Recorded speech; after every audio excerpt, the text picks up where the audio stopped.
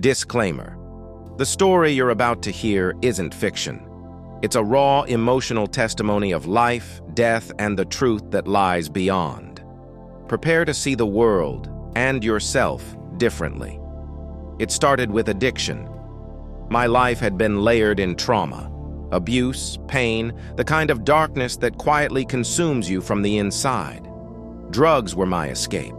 They dulled the memories, numbed the pain, and made life feel almost bearable. But as time went on, the addiction worsened, compounding my misery. By 20, I had reached my breaking point. My brother had died a year earlier, and that grief was the spark that lit the fire of my destruction. One night, I decided I'd had enough. There was no point to another day of hell. I took a lethal amount of pills, fully aware of what I was doing. I wanted to die. At first, everything dimmed. Darkness closed in like a dial being turned down. It felt as if I was fading out of existence. 15 minutes later, I was gone. But then, light. I was suddenly hovering above my body, inside the ambulance. Paramedics worked frantically over me, their voices urgent. I watched from above, aware that I was dead. Yet I had never felt more alive. I was shocked by how vibrant I felt, how awake.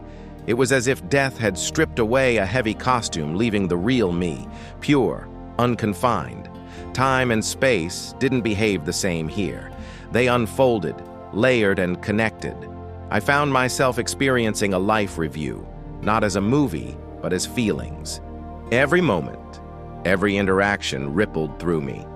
I felt the pain I caused others, their anger, their sadness. But I also felt the love I had shared, the joy I had sparked. I realized that all moments exist simultaneously, a tapestry of experience. I saw past lives, future possibilities, everything interconnected. I understood then that we're not just physical beings, we're layered. The energetic body, the true self, the emotional body, a weighted electric blanket of feelings. The mental body, our beliefs, thoughts, and traumas. Healing one affects them all. Then my brother appeared, whole, vibrant, happy, the way he was before drugs took him. He smiled, lighthearted as ever, and beckoned me to follow. We entered a vast, circular white room glowing with intense light. There, 3 beings awaited. Guides, perhaps. They felt ancient, transcendent. Their message was simple. You're not done. You have a purpose, a job greater than you realize. Though returning meant pain, I knew I had to go back.